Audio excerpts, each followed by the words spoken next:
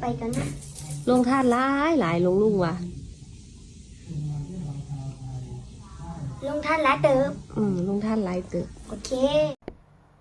ธิดาลาวออกมาเคลื่อนไหวดีใจแห้งเพิ่นหู้ข่าวว่าอยู่ในงานบุญครั้งนี้มีโรงทานหลายห้อยโรงทานเพิ่นจะได้เลือกซิมเลือกกินอาหารตามใจบ้านนี่ละ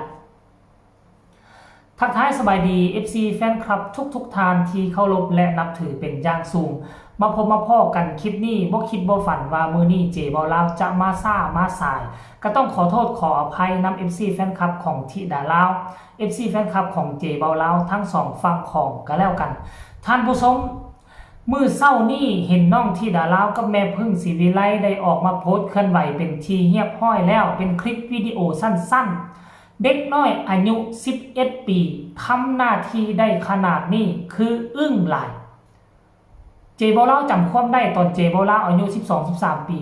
แม่ปลุก 3-4 รอบกลัวจะตื่นแต่ว่าน้องธิดาลาวเป็นหยังคือมีกฎระเบียบสูงแม่เพิ่งบอกว่าบ่จำเป็นต้องได้ปลุกบ่จำเป็นต้องได้เอิ้นตื่นขึ้นมาอาบน้ำอาบในแม่เพิ่งตื่นขึ้นมาตามหลังตั้งกล้องปุ๊บน้องแต่งหน้าเรียบร้อยแล้วกำลังจะเปลี่ยนสุดเฮ้ยเด็กน้อยอายุ11 ปีได้แต่ว่าเป็นอย่างต้องมีกฎระเบียบในตนเองแม้ขนาดศิลปินคนอายุแก่แล้วโด่งดังทั่วฟ้าเมืองไทยก็ต้องยังได้ให้ผู้จัดการเป็นผู้ไปปลุกไปเอิ้นฮอดเวลาปลุกกับปลุกฮอดเวลาเอิ้นกับเอิ้นจัดสรรเสื้อผ้าหน้าผมเอาไว้ให้แต่ว่าน้องธิดาลาวบ่เฮ็ดเองหมดคิดเองหมดเวลาเป็นเวลาน้องจะจัดสรรเวลาของน้องเอาไว้แล้วคนอื่นบ่ต้องได้ไปรบกวนน้องจัดการเองหมดและที่สำคัญน้องแต่งหน้าเป็นได้ยังไงวะเฮ้ยแต่งหน้าเองรุ่นเอ้ยลุงอ้ายอยู่วงการหมอลำบางเขายังแต่งหน้าบ่เป็นได้โด่งดังคับฟ้าเลยแหละแต่น้องธิดาลาวบ่ธรรมดาเฮ้ยถือว่าเป็นเรื่องราวข้อมูลข่าวสารดีๆเศร้านี่ก็แล้วกันท่านผู้ชม FC แฟนครับก็บ่คิดบ่ฝันว่าน้องธิดาลาวจะเป็นคนหัวไวสมองไวแบบนี้นี่เป็นความโชคดีของพ่อผู้ศรีวิไลกับแม่เพิ่งอันนี้แหละคือเจเบาลาวเว้าตลอดว่าถ้าหากว่าปั้นคนที่เขามีเขาเอิ้นว่าหยังเขามีดีอยู่ในตัวนะปั้นน้อยนึงมันก็ได้เหมือนกับว่าสอนแค่ร้อยน้ำคือภาษาบ้านเฮาเว้าหั่นแหละสอนแค่ร้อยน้ำคันไปปั้นคนที่บ่มีของอยู่ในตัวทุ่มเงินมหาศาลปั้นหลายปีมันก็บ่ติงบ่เฟื่อนแต่อันนี้น้องธิดาลาวเพิ่นมีของอยู่ในตัวเพิ่นมีพรสวรรค์อยู่ในตัวมีทั้งพรสวรรค์มีทั้งพรแสวงพอกับแม่เป็นเอามือไปจี้ใส่ข้างหน่อยนึง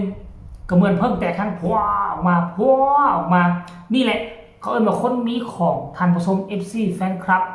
ให้ทุกคนไปเบิ่งคลิปนี้สักก่อนแล้วจึงมาพ้อกันในช่วงต่อไปไปชมพร้อมๆกันเลยภาพบรรยากาศเช้านี้แม่ลูกคู่นี้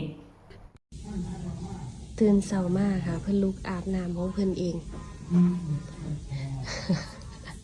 แต่งตัวใกล้แล้วล่ะบ่ติ้งโอ้แต่งหน้าแล้วเรียบร้อยแต่งเองพร้อมแม่นค่ะแหมแต่งอยู่ในห้องสมีบัญญังออกไปไฟสิเป็นทรงใดเนาะหิวเขา หิวข้าวค่ะเอาแต่งตัวใส่เสื้อผ้าแล้วสิพาออกไปกินข้าวไปกันนะลงทานหลายลงลุงว่ะลงท่านละเติบลงทานหลายตึกโอเค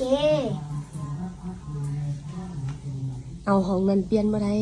อืมมีคนมันบ่มีผ้าม่านคนยางเต็มอยู่นึงเปลี่ยนในห้องนี้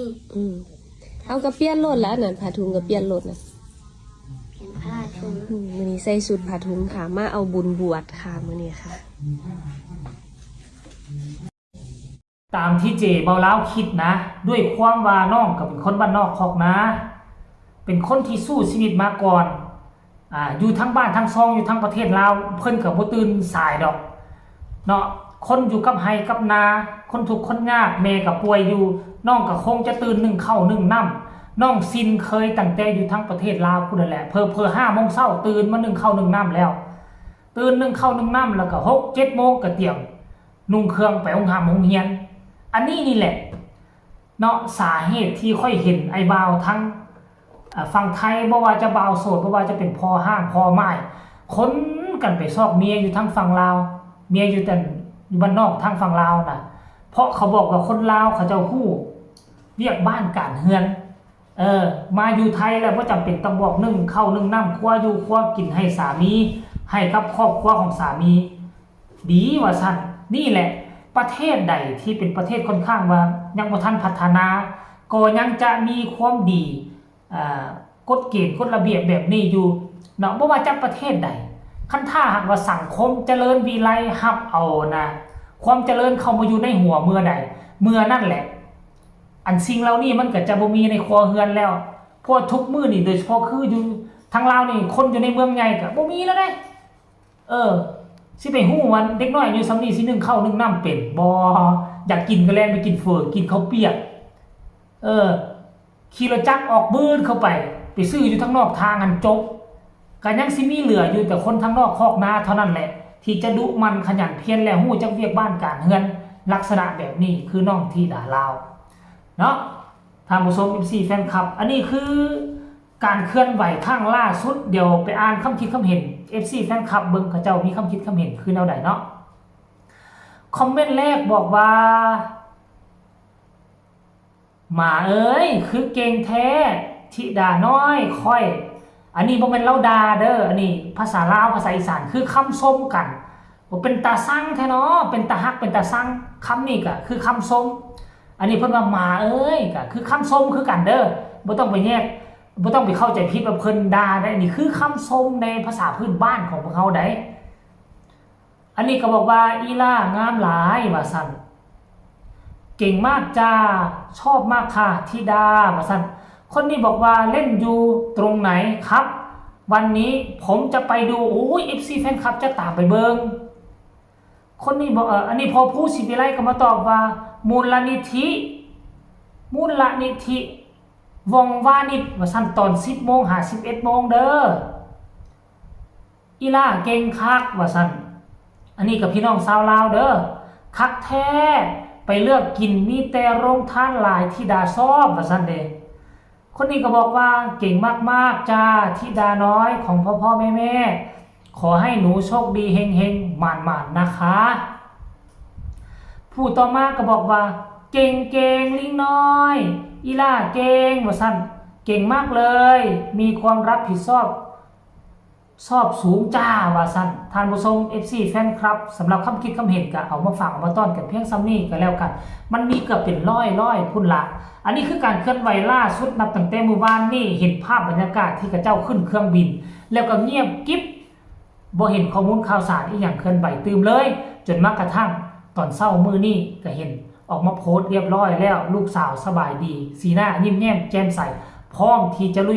ยงานเรียบร้อยแล้วเพราะว่ามีสิ่งดึงดูดใจนั่นก็คือโฮงทานเต็มวัดว่าซะเด้ฝากฟังเอาไว้ซ้ำนี้ก็แล้วกันพบกันใหม่ในคลิปหน้าสำหรับคลิปนี้ขอกล่าวคำว่าสบายดี